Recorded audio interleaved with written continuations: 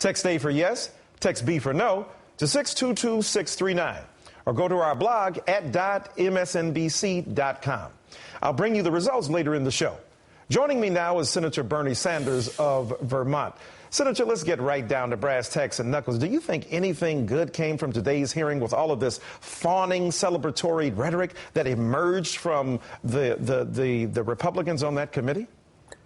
Well, Michael, I'm not on the committee and I wasn't in the room, but from what I could hear and what I read, it really was quite incredible.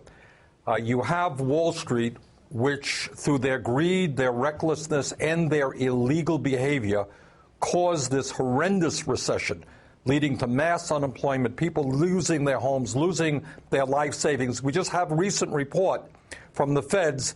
Median family wealth between 2007 and 2010 went down 40%. This is the results of Wall Street. Wall Street, over the years, spent $5 billion in order to get deregulated so they could do what they're doing today, and the result was the crash of our economy.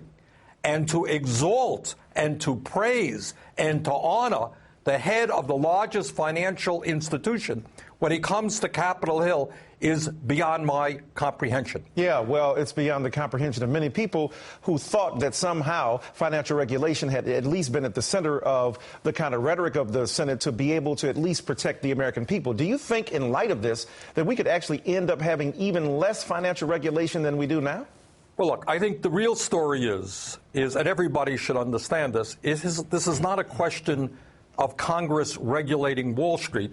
This is much more a question of Wall Street and all of their money regulating Congress through their lobbying, through their campaign contributions, and with Citizens United, that situation is even more dangerous. Look, Michael, here's where we are right now. These are some of the issues that have to be addressed. You got 6 financial institutions today, J.P. Morgan Chase being the largest, that have assets equivalent to 2/3 of our GDP. They write half the mortgages, 2/3 of the credit cards. If Teddy Roosevelt were alive today, what do you think he would say? He would say, and I would agree with him, let's break them up. You have banks that are charging working people 25, 30% interest rates on their credit cards. We should be addressing that issue. You have incredible conflicts of interest at the Fed.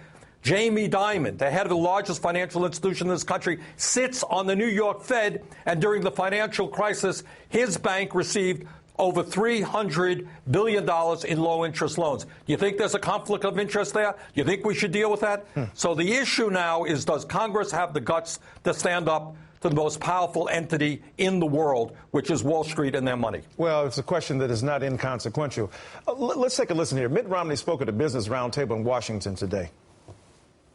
I will halt all the Obama-era regulations and carry out a review of those regulations and get rid of those that are not meaningful or that cost jobs in this country.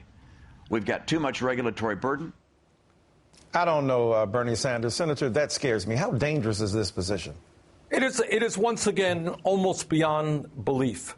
We are where we are today because Wall Street fought for deregulation, fought for the end of Glass-Steagall, fought to allow commercial banks to merge with investment banks, to merge with insurance company, fought to allow them to be able to sell worthless products without the kind of proper regulation to know what's going on. The end result is they drive us into a recession, and then Mr. Romney says the solution is to deregulate them even more. Let them do even more of the mischief that they do.